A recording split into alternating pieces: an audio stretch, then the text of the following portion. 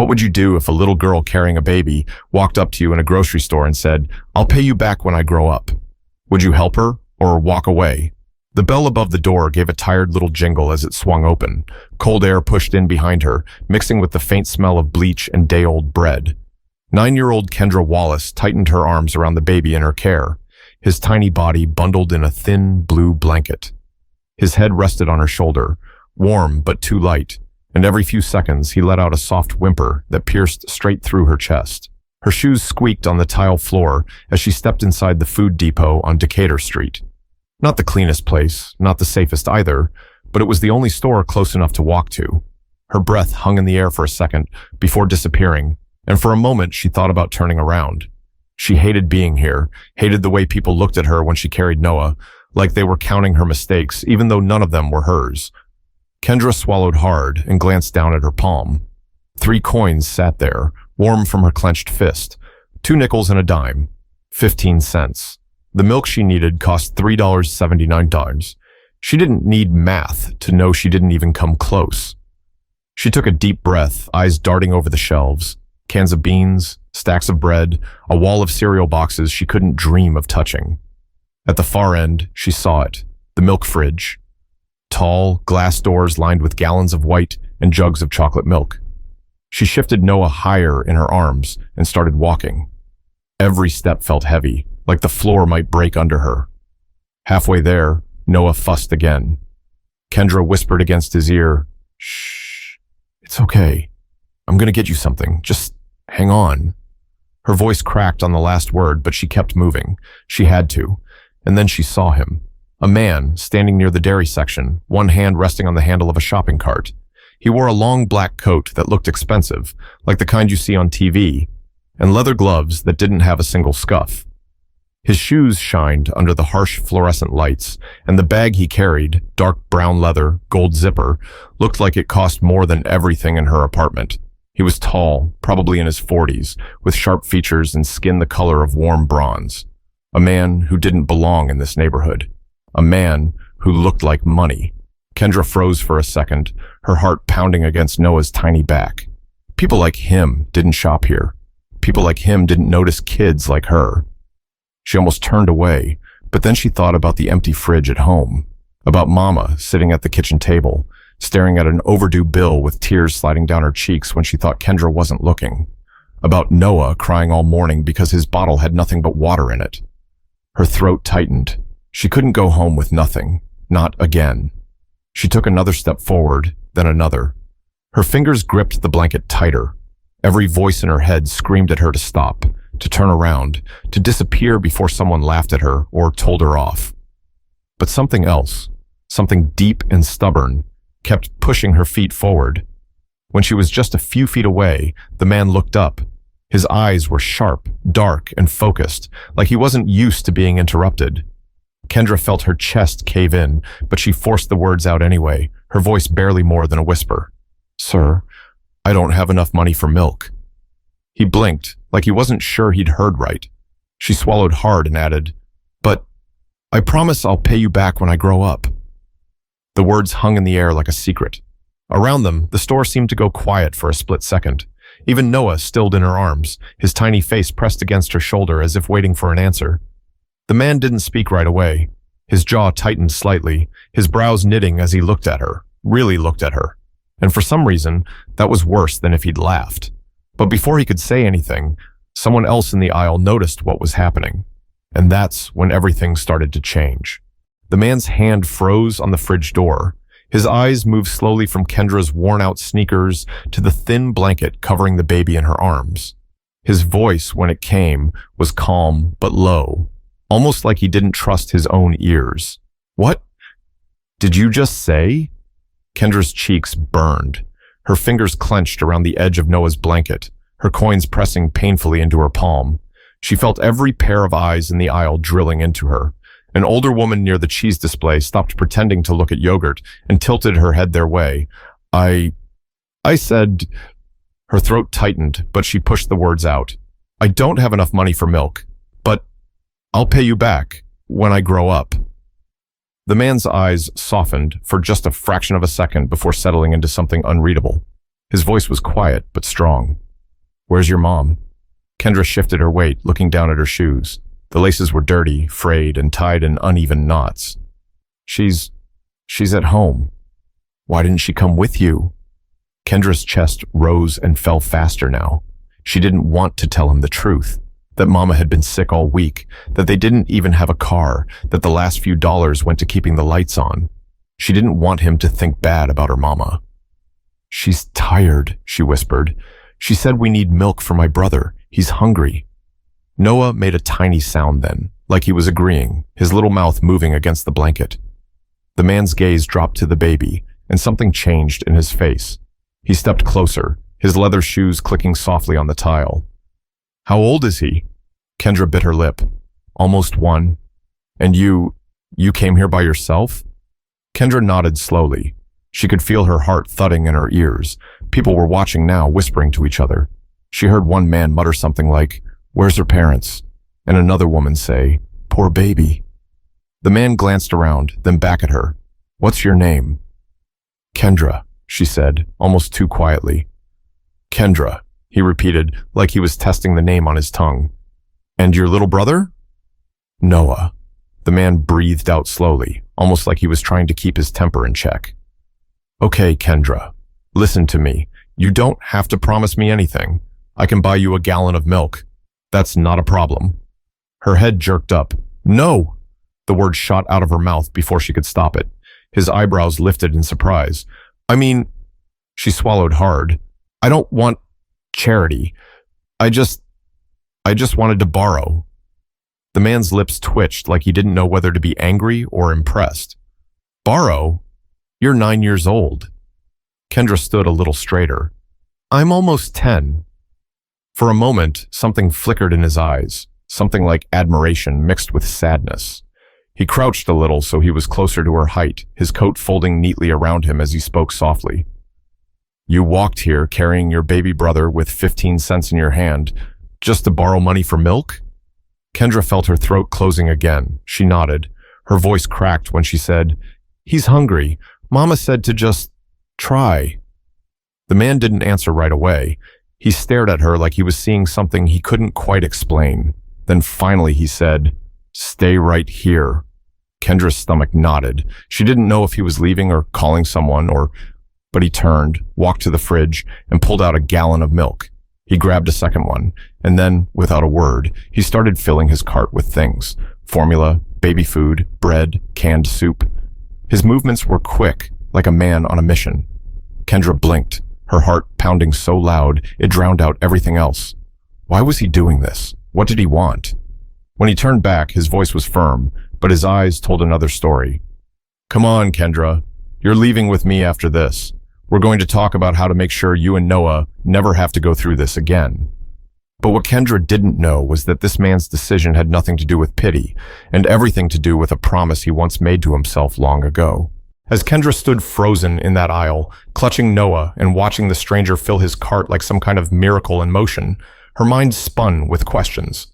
Why was he doing this? Was he serious about her leaving with him? What would Mama say? But across from her, the man, Marcus Ellison, wasn't thinking about appearances or judgment. His mind had gone somewhere else entirely. Marcus Ellison, 43 years old, CEO of a tech consulting firm based in Dallas, Texas. Net worth hovering near 8 figures. He wasn't supposed to be here in this rundown food depot in Decatur, wearing a $1,000 coat that stood out like a gold chain in a church pew. He was only in town for a real estate meeting, something about buying property, flipping old buildings into apartments. He didn't even plan on stopping at a grocery store tonight. But life has a funny way of bringing you face to face with ghosts you thought you buried. As he slid jars of baby food into the cart, flashes of his own childhood punched through his mind like old photographs. A one-room apartment in Shreveport, Louisiana, with peeling paint and a leaking roof. A mother who worked 2 jobs and still couldn't afford enough food for the week. Nights when he went to bed with his stomach growling so loud it hurt. And one cold winter when he was about Kendra's age, standing outside a store asking strangers for spare change because his baby sister needed formula. He remembered the way people looked at him back then, some with pity, some with disgust, most with indifference. Nobody helped. Not one person stopped. That night, he made a promise. If I ever make it out of this, I'm never walking past a hungry kid without doing something about it. And now here he was, decades later, staring at the living, breathing reminder of that vow. He turned his head slightly, watching Kendra through the corner of his eye. The girl stood there holding that baby like a soldier holding a shield. Thin arms, worn jacket that didn't fit quite right, hair pulled back into two tight braids that had seen better days. But her chin was high. Her eyes, wide, dark, and steady, burned with something he recognized all too well. Determination. The kind that only comes from having nothing but still refusing to give up. Marcus swallowed hard. He didn't like how his chest felt right now. Tight, heavy, almost angry. Angry at the world. Angry at the cycle that keeps spitting out kids like her into situations like this. Angry because deep down, he knew what it meant to grow up feeling like you owe everyone and belong nowhere. "Sir?" The small voice pulled him out of his thoughts. He looked down to see Kendra staring up at him, her grip on Noah so tight his little hand poked out of the blanket like a tiny question mark. Are you mad at me?" she asked softly. The question hit him like a punch. Mad at her? No. Mad at life? Absolutely. But how could he explain that to a 9-year-old? He crouched down so they were eye level again, his knees popping slightly as he balanced on his heels. "No, Kendra," he said slowly. "I'm not mad at you. I'm mad that you even had to ask me for this. That's not how it's supposed to be." She tilted her head, confused. "What do you mean?" Marcus sighed. He wanted to tell her everything. That kids aren't supposed to feel responsible for things that aren't their fault. That grown-ups are supposed to protect them from hunger and cold. But he bit it back. She didn't need philosophy. She needed hope. "It means," he said instead, "you're one of the bravest kids I've ever met." Kendra blinked. "Really?" "Really," he said firmly. "Most grown-ups wouldn't have the guts to do what you just did." For the first time, a flicker of a smile crossed her face. Small, shy, but real. Marcus straightened up and pushed the cart toward the register. "Come on, let's get you and your brother taken care of." As he walked, whispers followed them like shadows. Some folks stared with curiosity, others with judgment. A few smiled, but Marcus didn't care. He was too busy thinking about what came next, because 1 gallon of milk wasn't going to change this kid's life. He knew that. And deep down, he also knew something else. This wasn't going to be the last time their paths crossed. But Marcus had no idea that helping Kendra would soon drag him into a storm he never saw coming. One that would test his past, his future, and everything he thought he knew about family. The cashier's scanner beeped over and over, each sound cutting through the tense silence around the register. Marcus stacked items on the conveyor belt like he was building a wall between Kendra and every judgmental glance aimed her way. Milk, formula, bread, jars of baby food, a pack of diapers, even a small stuffed bear he'd grabbed on impulse. Kendra stood behind him, clutching Noah so tightly that her arms trembled. She kept her eyes on the floor, afraid to look at the people whispering, afraid to look at the man paying for groceries that probably cost more than her family's rent. She wasn't sure what scared her more, going home empty-handed or going home with too much.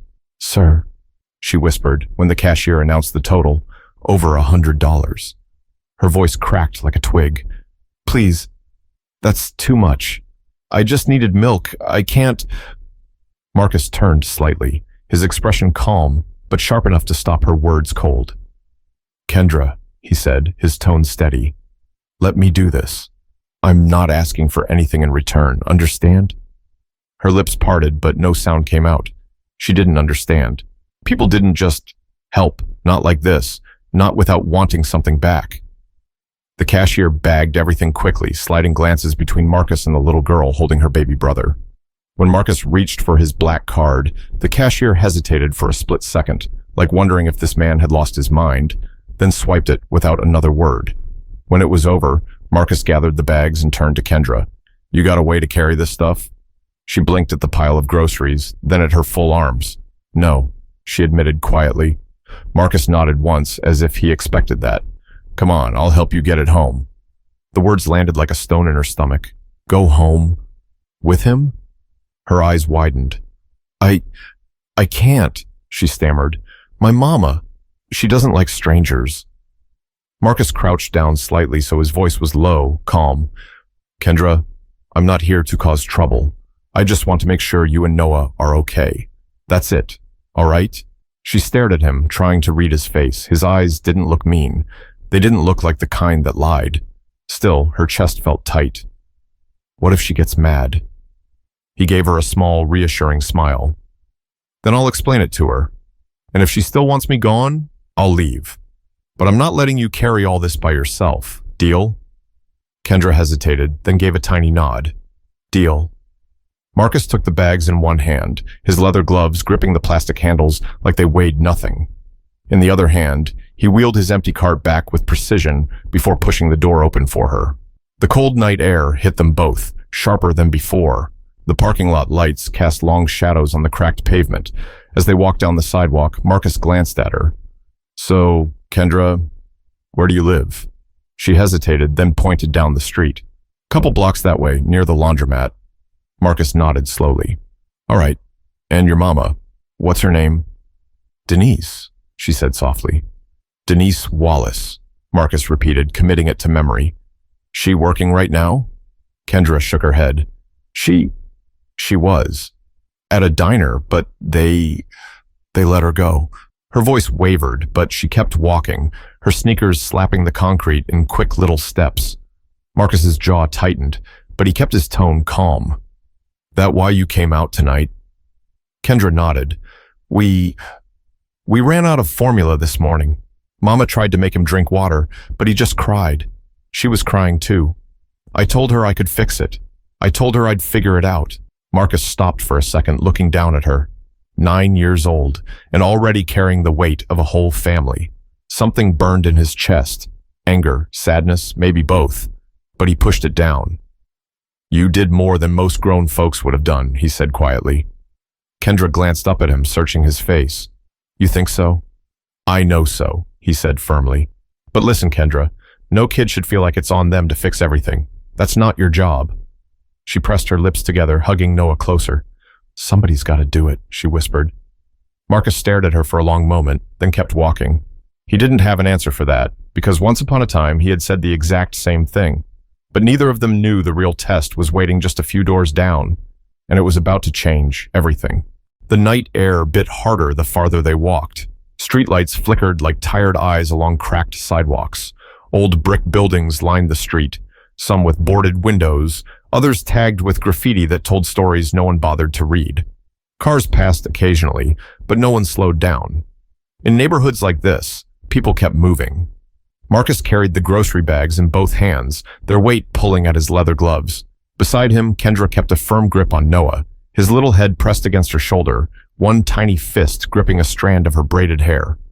Every now and then, Kendra peeked up at Marcus, then looked away quickly, like she wasn't sure if she should thank him or run.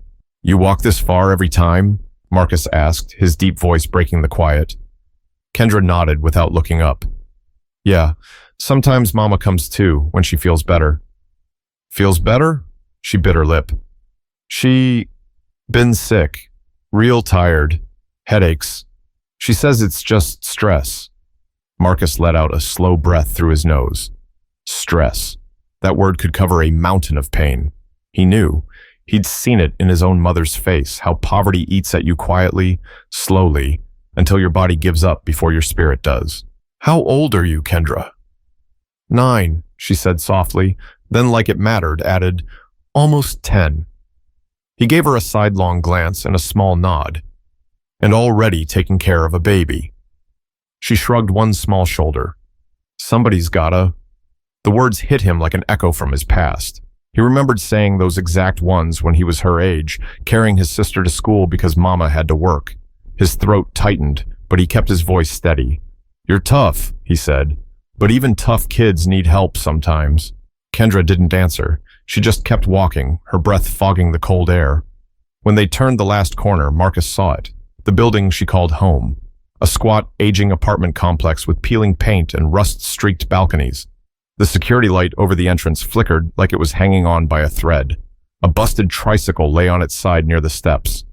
Kendra led him up 2 flights of stairs, careful not to jostle Noah. At the top, she stopped in front of a dented door with faded numbers barely hanging on. She shifted Noah in her arms and gave Marcus a quick, nervous glance. Please, don't say nothing to make her feel bad, she whispered. Marcus crouched slightly, meeting her eyes. I'm not here to make her feel bad. I just want to help, okay? She hesitated, then gave a tiny nod and knocked. The door opened after a long pause. A woman stood there, her face pale and tired, dark circles smudged beneath her eyes. Her hair was pulled back in a loose bun, and she wore an old gray sweatshirt that hung off her shoulders. She looked from Kendra to Marcus, her brows furrowing. Kendra, what is this? Who? Her voice cut off when she saw the grocery bags dangling from Marcus's hands. Mama, Kendra said quickly, her words tumbling out. This is Mr. Ellison. I asked him for milk and... You what? The woman's voice cracked sharp, like a whip. Kendra, you can't be out here talking to strangers. Marcus raised a hand, his voice calm and even. Ma'am, I understand how this looks, but I'm not here to cause trouble. Your daughter came into that store trying to do the right thing. She didn't ask for a handout. She asked for a loan. The woman's lips trembled, her anger melting into something else. Shame, fear. I'm sorry, she whispered. I didn't want her to. Marcus shook his head. Don't apologize. You've got nothing to be ashamed of. Her eyes filled with tears. She tried to blink away. She stepped aside quietly. Come in. The apartment was small and dimly lit. The kind of place where every surface worked overtime. Kitchen table doubling as homework desk, couch doubling as a bed. A single heater rattled in the corner, fighting the cold. Marcus set the bags on the counter, the sound of plastic loud in the silence. Kendra finally exhaled, lowering Noah into a worn playpen near the couch. The baby cooed softly, reaching for a toy that wasn't there. Denise, because now Marcus had a name for her, stood by the table, wringing her hands. I don't know how to thank you, she said quietly. Marcus looked at her, then at Kendra. His jaw tightened. You don't have to thank me. Just tell me what's really going on here. Denise hesitated, her shoulders sagging like a roof giving in under years of weight. I lost my job 2 weeks ago. Tips at the diner were slow for months, then the manager cut my hours. Rent's due, light bills late. I've been trying, I swear, but... Her voice broke. Everything just hit at once. Marcus felt that old anger rise again, not at her, but at the trap she was stuck in. Denise, he said slowly, you've got two choices right now. You can keep fighting alone, or you can let somebody help you, no strings attached. Her eyes flickered up, wet and doubtful. Why? She whispered. Why would you do that? Marcus's throat tightened, but his voice was steady when he answered. Because once upon a time, somebody should have done the same for me. But what Marcus didn't know was that helping them tonight would open a door he could never close, and not everyone would be happy about it. Marcus sat on the worn couch, elbows on his knees, while Denise paced the small living room like a woman holding the weight of the world in her hands. Kendra knelt near the playpen, gently rocking Noah as he sucked on his tiny fist. The heater hummed its tired tune in the corner, but the cold still crept through the cracks in the window frame. You don't have to do this, Denise said finally, her voice cracking under the strain. You already bought groceries. That's more than anyone's done for us in months. Marcus looked at her steadily. Denise, groceries are a band-aid on a bullet wound. You need something permanent, a job, a plan. Her laugh was hollow. A job? I've been trying. Nobody's hiring. And even if they were, I can't leave these kids. Daycare costs more than rent. Every door I knock on slams in my face. Marcus leaned back, rubbing his jaw. He wasn't a man who made decisions on impulse. His success came from control, running numbers, weighing risks, staying 3 steps ahead. But tonight was different. He'd been that kid before, sitting in a freezing apartment with an empty fridge and a mother breaking under the pressure. He remembered the shame, the helplessness. He remembered wishing for one person, just one, to step in and say, I've got you. He took a deep breath. What if I told you, I can help you get back on your feet, not just for tonight, for good? Denise froze mid-step. Her tired eyes narrowed, wary. What do you mean? I own a chain of commercial properties in Texas, Marcus said calmly. One of them is a diner. I could get you a position there. Good pay. Stable hours. She blinked, like the words didn't register. Texas? That's a whole other world. It's a chance, Marcus said, his voice steady. A real one. I'll even cover your first few months' rent in a decent place. Help with daycare until you're settled. The room went silent. Even the heater seemed to hush for a second. Kendra turned, her wide eyes darting between them. Mama, does that mean we'd move? Denise stared at Marcus like he'd just offered her the moon. Her lips trembled. Why? She whispered again. Why would you do that for us? Marcus's gaze softened. Because someone should have done it for me and my mama a long time ago. Nobody did. So now I do it when I can. Denise sank into the chair across from him, her hands shaking. I don't know what to say. Say yes, Marcus said simply. But before Denise could answer, a sharp knock rattled the door. 3 quick bangs loud enough to make Noah whimper. Kendra jumped, Denise's face drained of color. Who is that? Marcus asked, his voice low. Denise hesitated, biting her lip. Probably my landlord. I told him I'd have the money by Friday. Her voice broke. I don't have it. The knock came again, harder this time. Then a voice, deep and impatient. Denise, open up. You're 3 weeks late. Marcus stood slowly, his frame filling the small room like a shadow. Stay here, he said firmly, moving toward the door. Denise jumped up. No, please, don't.